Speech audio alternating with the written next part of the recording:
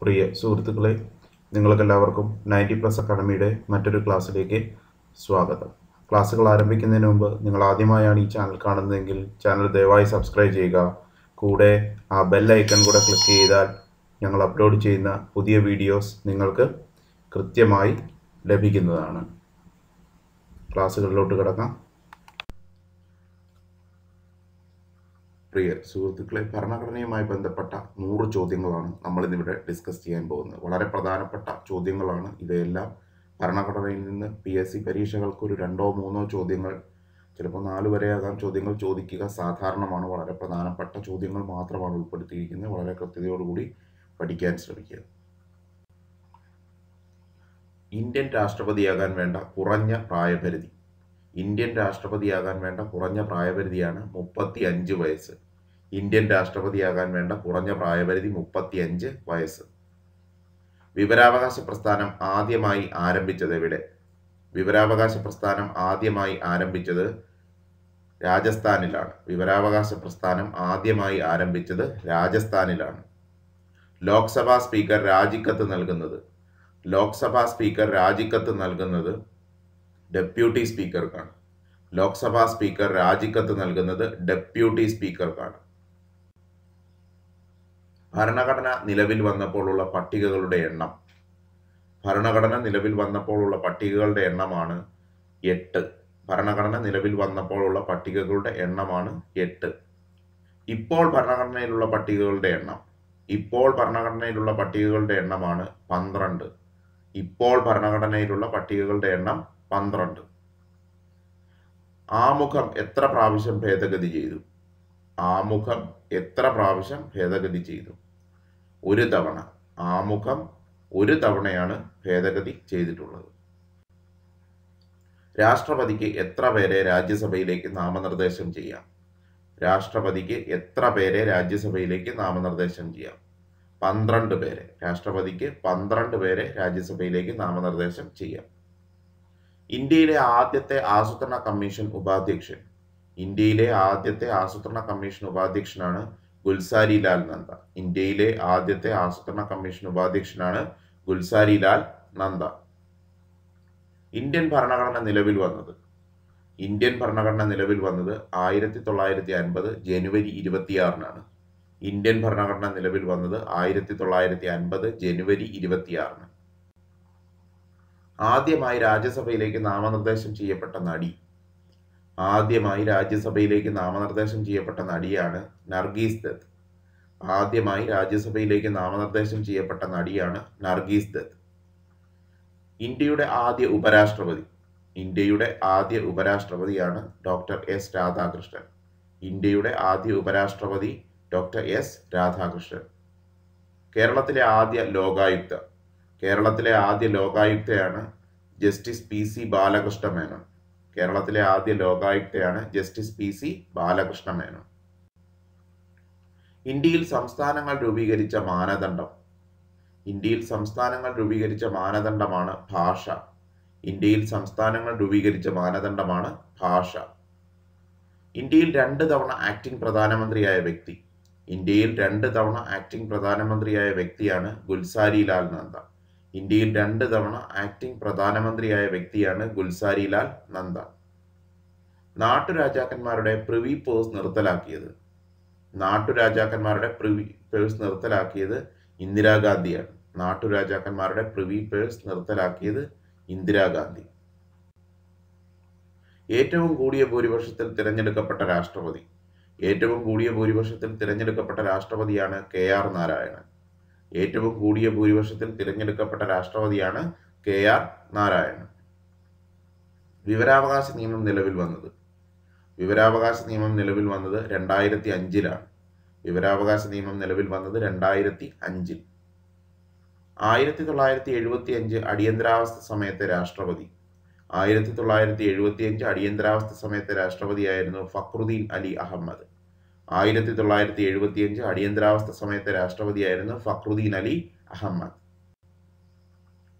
ഭരണഘടനാ നിർമ്മാണ സഭയിൽ എത്ര മലയാളി അംഗങ്ങൾ ഉണ്ടായിരുന്നു?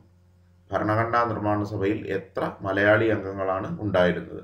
17. ഭരണഘടനാ നിർമ്മാണ സഭയിൽ 17 മലയാളി അംഗങ്ങൾ ഉണ്ടായിരുന്നു. പാർലമെന്റ് അംഗമാകാൻ വേണ്ട ഏറ്റവും കുറഞ്ഞ പ്രായപരിധി. പാർലമെന്റ് അംഗമാകാൻ വേണ്ട ഏറ്റവും കുറഞ്ഞ പ്രായപരിധിയാണ് 25 വയസ്സ്. ഭരണഘടനാ ശില്പി. ഭരണഘടനാ ശില്പി എന്നറിയപ്പെടുന്നത് ഡോക്ടർ BR അംബേദ്കർ ആണ്. ഭരണഘടനാ ശില്പി എന്നറിയപ്പെടുന്നത് ഡോക്ടർ BR അംബേദ്കർ. ആമുഖത്തെ ഭരണഘടനയുടെ ആത്മാവ് എന്ന് വിശേഷിപ്പിച്ചത്.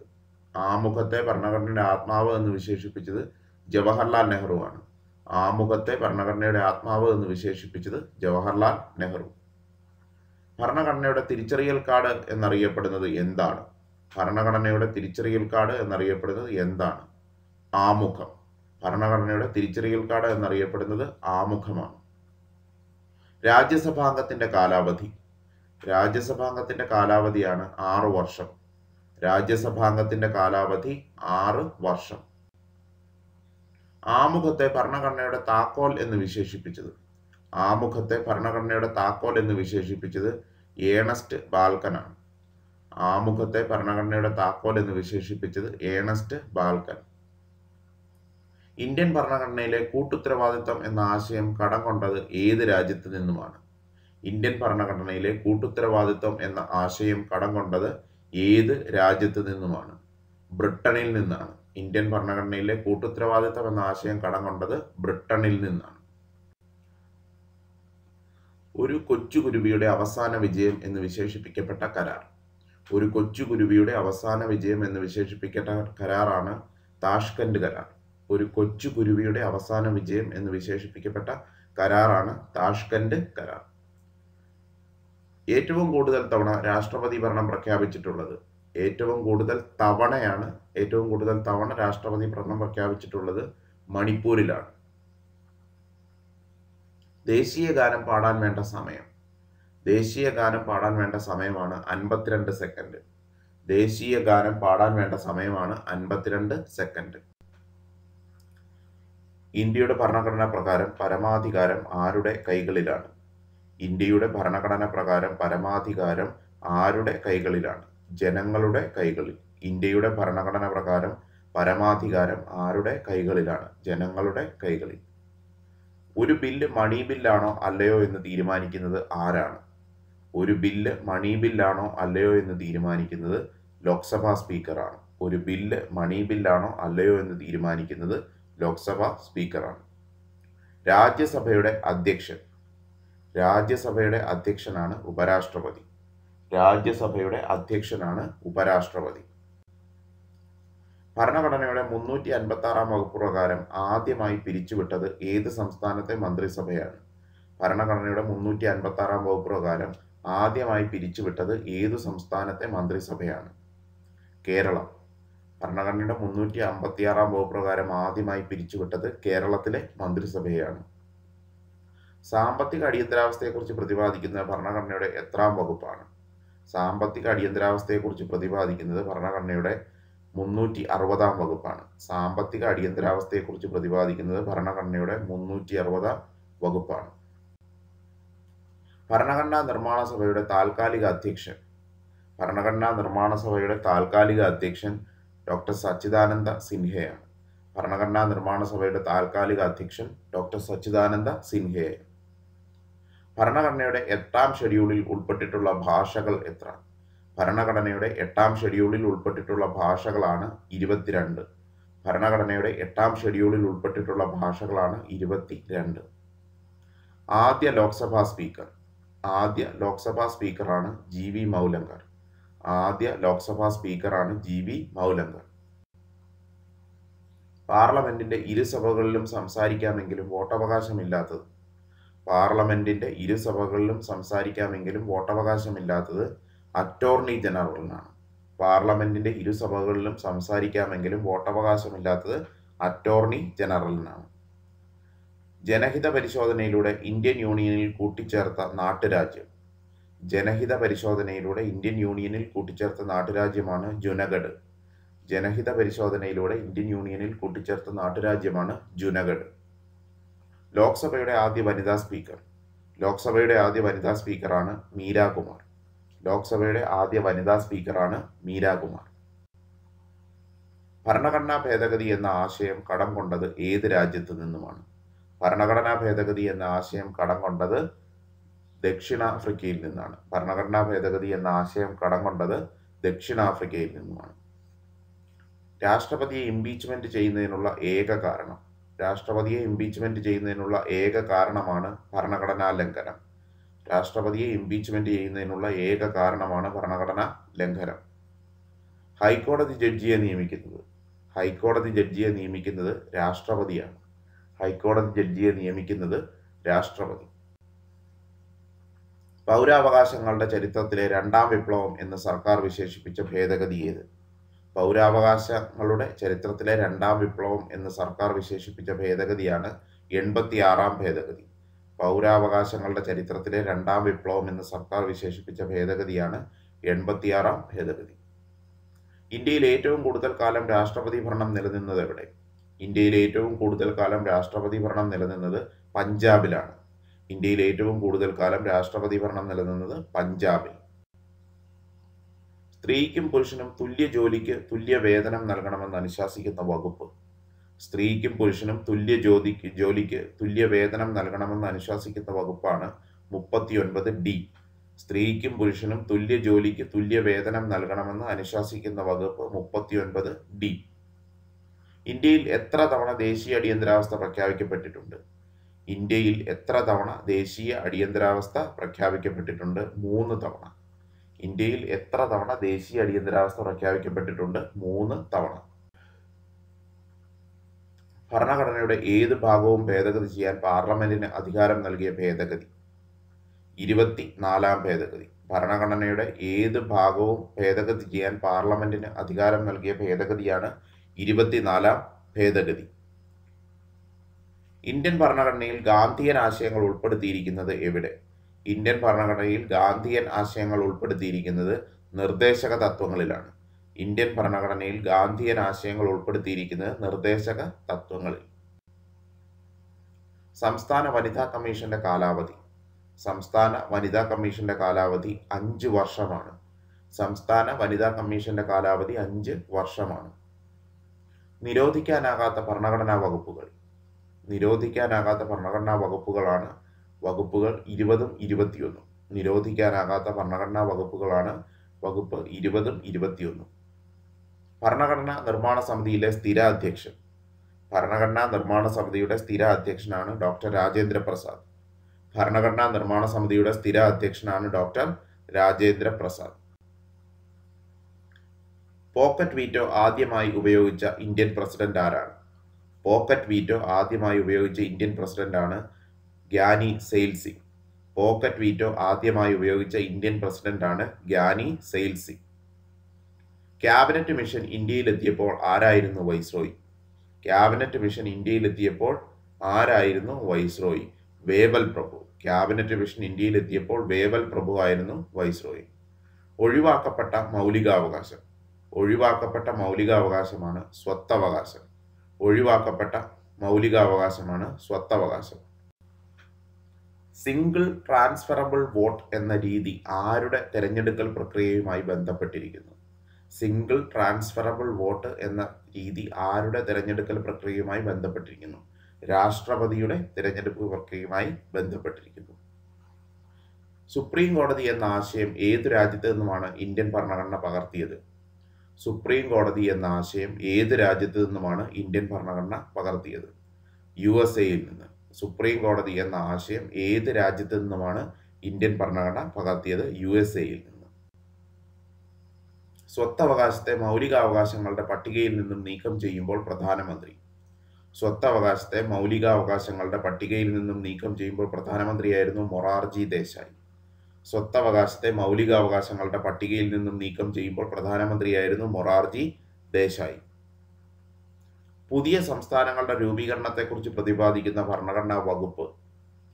പുതിയ സംസ്ഥാനങ്ങളുടെ രൂപീകരണത്തെക്കുറിച്ച് പ്രതിപാദിക്കുന്ന ഭരണഘടനാ വകുപ്പാണ് ആർട്ടിക്കിൾ 3.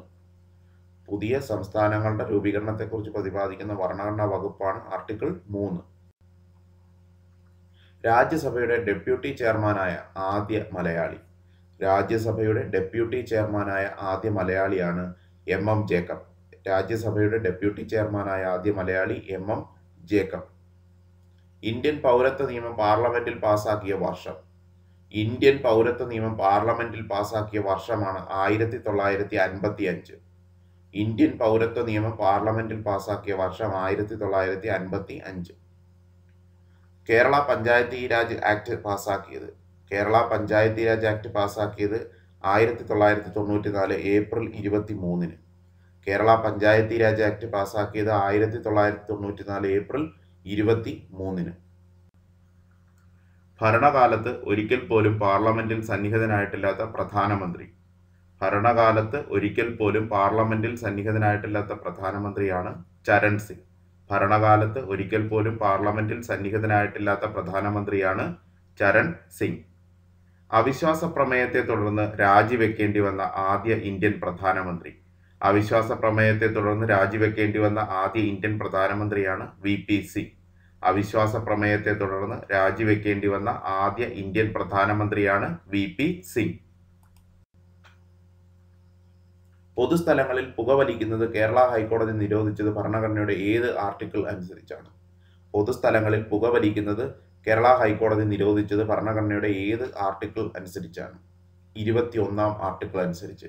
പൊതുസ്ഥലങ്ങളിൽ പുകവലിക്കുന്നത് കേരള ഹൈക്കോടതി നിരോധിച്ചത് ഭരണഘടനയുടെ ഏത് ആർട്ടിക്കിൾ അനുസരിച്ചാണ്? 21-ാം ആർട്ടിക്കിൾ അനുസരിച്ച്. ദ്വിമണ്ഡല പാർലമെന്റ് എന്ന ആശയം ഇന്ത്യൻ ഭരണഘടന കടമെടുത്തത്. ദ്വിമണ്ഡല പാർലമെന്റ് എന്ന ആശയം ഇന്ത്യൻ ഭരണഘടന കടമെടുത്തത് ബ്രിട്ടനിൽ നിന്നാണ്. ദ്വിമണ്ഡല പാർലമെന്റ് എന്ന ആശയം ഇന്ത്യൻ ഭരണഘടന കടമെടുത്തത് ബ്രിട്ടനിൽ നിന്നാണ്. മഹാത്മാഗാന്ധി കി ജയ് എന്ന മുദ്രാവാക്യം വിളിച്ചുകൊണ്ട് പാസാക്കിയ ഭരണഘടനയിലെ വകുപ്പ്. മഹാത്മാഗാന്ധി കി ജയ് എന്ന മുദ്രാവാക്യം വിളിച്ചുകൊണ്ട് പാസാക്കിയ ഭരണഘടനയിലെ വകുപ്പാണ് ആർട്ടിക്കിൾ 17. മഹാത്മാഗാന്ധി കി ജയ് എന്ന മുദ്രാവാക്യം വിളിച്ചുകൊണ്ട് പാസാക്കിയ ഭരണഘടനയിലെ വകുപ്പാണ് ആർട്ടിക്കിൾ 17. ഇന്ത്യൻ ഭരണഘടനയിലെ മൗലിക അവകാശങ്ങൾ എന്ന ആശയം ഏത് രാജ്യത്ത് നിന്ന് കടം കൊണ്ടതാണ്? ഇന്ത്യൻ ഭരണഘടനയിലെ മൗലിക അവകാശങ്ങൾ എന്ന ആശയം ഏത് രാജ്യത്ത് നിന്ന് കടം കൊണ്ടതാണ്? USA-യിൽ നിന്ന്. ഇന്ത്യൻ ഭരണഘടനയിലെ മൗലിക അവകാശങ്ങൾ എന്ന ആശയം ഏത് രാജ്യത്ത് നിന്നും കടം കൊണ്ടതാണ്? USA-യിൽ നിന്ന്. ഇന്ത്യൻ ഭരണഘടനയുടെ ആമുഖം തയ്യാറാക്കിയത് ആരാണ്? ഇന്ത്യൻ ഭരണഘടനയുടെ ആമുഖം തയ്യാറാക്കിയത് ജവഹർലാൽ നെഹ്റുവാണ്. ഇന്ത്യൻ ഭരണഘടനയുടെ ആമുഖം തയ്യാറാക്കിയത് ജവഹർലാൽ നെഹ്റുവാണ്. തൊട്ടുകൂടായ്മ, അയിത്തം എന്നിവ നിരോധിക്കുന്നത് ഭരണഘടനയുടെ എത്രാം വകുപ്പ് പ്രകാരമാണ്? തൊട്ടുകൂടായ്മ, അയിത്തം എന്നിവ നിരോധിക്കുന്നത് ഭരണഘടനയുടെ 17-ാം വകുപ്പ് പ്രകാരമാണ്. തൊട്ടുകൂടായ്മ, അയിത്തം എന്നിവ നിരോധിക്കുന്നത് ഭരണഘടനയുടെ 17-ാം വകുപ്പ് പ്രകാരമാണ്. രാജ്യസഭാംഗമായ ആദ്യ മലയാളി വനിത. രാജ്യസഭാംഗമായ ആദ്യ മലയാളി വനിതയാണ് ഭാരതി ഉദയഭാനു. രാജ്യസഭാംഗമായ ആദ്യ മലയാളി വനിത ഭാരതി ഉദയഭാനു. ഇന്ത്യൻ ഭരണഘടനയിൽ എത്ര മൗലിക കടമകൾ ആണുള്ളത്? ഇന്ത്യൻ ഭരണഘടനയിൽ എത്ര മൗലിക കടമകളാണ് ഉള്ളത്? 11. ഇന്ത്യൻ ഭരണഘടനയിൽ എത്ര മൗലിക കടമകളാണുള്ളത്? 11. രാഷ്ട്രപതി തെരഞ്ഞെടുപ്പിലെ തർക്കങ്ങൾ പരിഹരിക്കുന്നത് ആരാണ്? രാഷ്ട്രപതി തെരഞ്ഞെടുപ്പിലെ തർക്കങ്ങൾ പരിഹരിക്കുന്നത് സുപ്രീം കോടതി. രാഷ്ട്രപതി തെരഞ്ഞെടുപ്പിലെ തർക്കങ്ങൾ പരിഹരിക്കുന്നത് സുപ്രീം കോടതിയാണ്. അടിയന്തരാവസ്ഥ എന്ന ആശയം ഇന്ത്യൻ ഭരണഘടന കടം കൊണ്ടത് ഏത് രാജ്യത്ത് നിന്നുമാണ്? അടിയന്തരാവസ്ഥ എന്ന ആശയം ഇന്ത്യൻ ഭരണഘടന കടം കൊണ്ടത് ജർമ്മനിയിൽ നിന്നാണ്. അടിയന്തരാവസ്ഥ എന്ന ആശയം ഇന്ത്യൻ ഭരണഘടന കടം കൊണ്ടത് ജർമ്മനിയിൽ നിന്നാണ്. ഭരണഘടനാ ദിനം. ഭരണഘടനാ ദിനം നവംബർ 26 ഭരണഘടനാ ദിനം നവംബർ 26. ഇന്ത്യൻ ഭരണഘടനയുടെ കവർ പേജ് തയ്യാറാക്കിയത്. ഇന്ത്യൻ ഭരണഘടനയുടെ കവർ പേജ് തയ്യാറാക്കിയത് നന്ദലാൽ ബോസ് ആണ്. ഇന്ത്യൻ ഭരണഘടനയുടെ കവർ പേജ് തയ്യാറാക്കിയത് നന്ദലാൽ ബോസ് ആണ്. ആമുഖത്തെ ഇന്ത്യയുടെ രാഷ്ട്രീയ ജാതകം എന്ന് വിശേഷിപ്പിച്ചത്. ആമുഖത്തെ ഇന്ത്യയുടെ രാഷ്ട്രീയ ജാതകം എന്ന് വിശേഷിപ്പിച്ചത് KM മുൻഷിയാണ്. ആമുഖത്തെ ഇന്ത്യയുടെ രാഷ്ട്രീയ ജാതകം എന്ന് വിശേഷിപ്പിച്ചത് KM മുൻഷിയാണ്. സ്റ്റേറ്റ് ലിസ്റ്റിൽ ഉള്ള വിഷയങ്ങൾ. സ്റ്റേറ്റ് ലിസ്റ്റിൽ ഉള്ള വിഷയങ്ങളുടെ എണ്ണം 61. സ്റ്റേറ്റ് ലിസ്റ്റിൽ ഉള്ള വിഷയങ്ങളുടെ എണ്ണം 61. അവശിഷ്ടാധികാരം ഇന്ത്യ ഏതു രാജ്യത്ത് നിന്ന് കടം വാങ്ങി? അവശിഷ്ടാധികാരം ഇന്ത്യ കടം വാങ്ങിയത് കാനഡയിൽ നിന്നാണ്. അവശിഷ്ടാധികാരം ഇന്ത്യ കടം വാങ്ങിയത് കാനഡയിൽ നിന്നാണ്. പഞ്ചായത്തി രാജിന്റെ പിതാവ്. പഞ്ചായത്തി രാജിന്റെ പിതാവാണ് ബലവന്ത് റായ് മേത്ത. പഞ്ചായത്തി രാജിന്റെ പിതാവ് ബലവന്ത് റായ് മേത്ത. ഗ്രാമസഭയെക്കുറിച്ച് പ്രതിപാദിക്കുന്ന ആർട്ടിക്കിൾ. ഗ്രാമസഭയെക്കുറിച്ച് പ്രതിപാദിക്കുന്ന ആർട്ടിക്കിളാണ് ആർട്ടിക്കിൾ 243A. ഗ്രാമസഭയെക്കുറിച്ച് പ്രതിപാദിക്കുന്ന ആർട്ടിക്കിളാണ് ആർട്ടിക്കിൾ 243A. രാഷ്ട്രപതിയുടെ വീറ്റോ അധികാരത്തെക്കുറിച്ച് പ്രതിപാദിക്കുന്ന അനുച്ഛേദം. രാഷ്ട്രപതിയുടെ വീറ്റോ അധികാരത്തെ കുറിക്കുന്ന അനുച്ഛേദമാണ് അനുച്ഛേദം 111. രാഷ്ട്രപതിയുടെ വീറ്റോ അധികാരത്തെ കുറിക്കുന്ന അനുച്ഛേദമാണ് അനുച്ഛേദം 111. നിങ്ങൾക്ക് ശരീരം ഏറ്റെടുക്കാം എന്ന് അർത്ഥം വരുന്ന റിട്ട്. നിങ്ങൾക്ക് ശരീരം ഏറ്റെടുക്കാം എന്ന് അർത്ഥം വരുന്ന റിട്ടാണ് ഹേബിയസ് കോർപ്പസ്. നിങ്ങൾക്ക് ശരീരം ഏറ്റെടുക്കാം എന്ന് അർത്ഥം വരുന്ന റിട്ടാണ് ഹേബിയസ് കോർപ്പസ്. ഇന്ത്യക്ക് ഒരു പ്രസിഡന്റ് ഉണ്ടായിരിക്കണമെന്ന് അനുശാസിക്കുന്ന അനുച്ഛേദം. ഇന്ത്യക്ക് ഒരു പ്രസിഡന്റ് ഉണ്ടായിരിക്കണമെന്ന് അനുശാസിക്കുന്ന അനുച്ഛേദമാണ് അനുച്ഛേദം 52. ഇന്ത്യക്ക് ഒരു പ്രസിഡന്റ് ഉണ്ടായിരിക്കണമെന്ന് അനുശാസിക്കുന്ന അനുച്ഛേദമാണ് അനുച്ഛേദം 52. പഞ്ചായത്തി രാജിന്റെ അടിസ്ഥാന ഘടകം. പഞ്ചായത്തി രാജിന്റെ അടിസ്ഥാന ഘടകമാണ് ഗ്രാമസഭ. പഞ്ചായത്തി രാജിന്റെ അടിസ്ഥാന ഘടകം ഗ്രാമസഭ. ഗവർണർമാരെ കുറിച്ച് പ്രതിപാദിക്കുന്ന അനുച്ഛേദം. ഗവർണർമാരെ കുറിച്ച് പ്രതിപാദിക്കുന്ന അനുച്ഛേദമാണ് അനുച്ഛേദം 153. ഗവർണർമാരെ കുറിച്ച് പ്രതിപാദിക്കുന്ന അനുച്ഛേദമാണ് അനുച്ഛേദം 153. ഓർഡിനൻസ് പുറപ്പെടുവിക്കുന്നതിനുള്ള ഗവർണറുടെ അധികാരം സൂചിപ്പിക്കുന്ന അനുച്ഛേദം.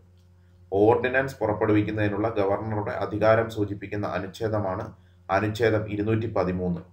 ഓർഡിനൻസ് പുറപ്പെടുവിക്കുന്നതിനുള്ള ഗവർണറുടെ അധികാരം സൂചിപ്പിക്കുന്ന അനുച്ഛേദമാണ് അനുച്ഛേദം 213. SC/ST വിഭാഗങ്ങൾക്ക് ലോക്സഭയിൽ സംവരണം നൽകുന്നതുമായി ബന്ധപ്പെട്ട അനുച്ഛേദം. SC/ST വിഭാഗങ്ങൾക്ക് ലോക്സഭയിൽ സംവരണം നൽകുന്നതുമായി ബന്ധപ്പെട്ട അനുച്ഛേദമാണ് അനുച്ഛേദം 330.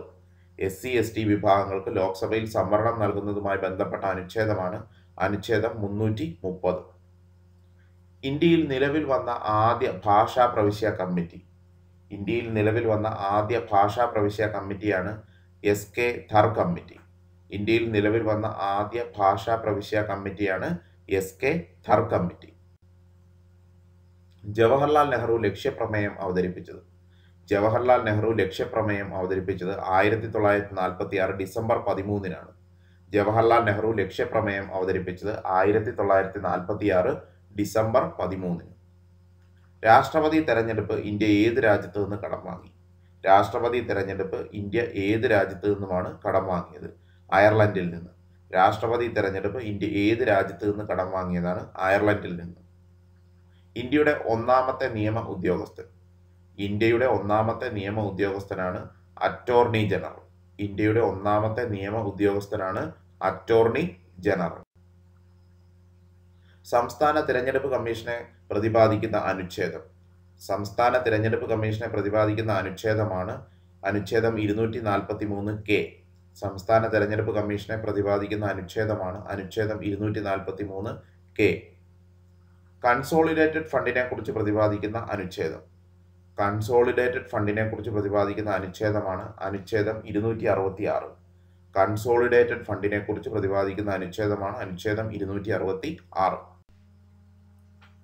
ലോക്സഭയിലേക്ക് ഒരു പ്രതിനിധിയെ മാത്രം അയക്കാൻ കഴിയുന്ന സംസ്ഥാനങ്ങളുടെ എണ്ണം. ലോക്സഭയിലേക്ക് ഒരു പ്രതിനിധിയെ മാത്രം അയക്കാൻ കഴിയുന്ന സംസ്ഥാനങ്ങളുടെ എണ്ണമാണ് 3. നാഗാലാൻഡ്, മിസോറാം, സിക്കിം എന്നിവയാണ് സംസ്ഥാനങ്ങൾ. ലോക്സഭയിലേക്ക് ഒരു പ്രതിനിധിയെ മാത്രം അയക്കാൻ കഴിയുന്ന സംസ്ഥാനങ്ങളുടെ എണ്ണം 3. രാജ്യസഭയിലേക്ക് നാമനിർദ്ദേശം ചെയ്യപ്പെട്ട ആദ്യ മലയാളി.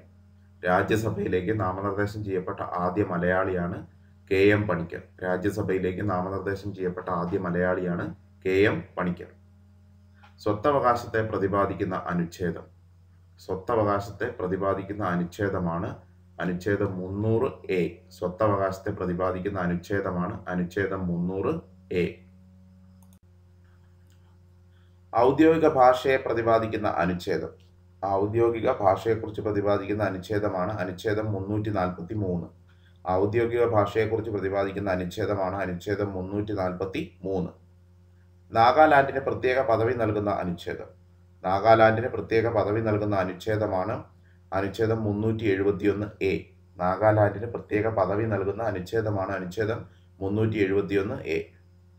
പ്രായപൂർത്തി വോട്ടവകാശം നടപ്പിലാക്കിയ പ്രധാനമന്ത്രി. പ്രായപൂർത്തി വോട്ടവകാശം നടപ്പിലാക്കിയ പ്രധാനമന്ത്രിയാണ് രാജീവ് ഗാന്ധി. പ്രായപൂർത്തി വോട്ടവകാശം നടപ്പിലാക്കിയ പ്രധാനമന്ത്രിയാണ് രാജീവ് ഗാന്ധി. പഞ്ചായത്തി രാജ് പരിഷ്കരണ കമ്മിറ്റി എന്നറിയപ്പെടുന്നത്? പഞ്ചായത്തി രാജ് പരിഷ്കരണ കമ്മിറ്റി എന്നറിയപ്പെടുന്നത് അശോക് മേത്ത കമ്മിറ്റിയാണ്. പഞ്ചായത്തി രാജ് പരിഷ്കരണ കമ്മിറ്റി എന്നറിയപ്പെടുന്നത് അശോക് മേത്ത കമ്മിറ്റി. ത്രിതല പഞ്ചായത്ത് സംവിധാനത്തിലെ അടിസ്ഥാന ഘടകം? ത്രിതല പഞ്ചായത്ത് സംവിധാനത്തിലെ അടിസ്ഥാന ഘടകമാണ് ഗ്രാമപഞ്ചായത്ത്.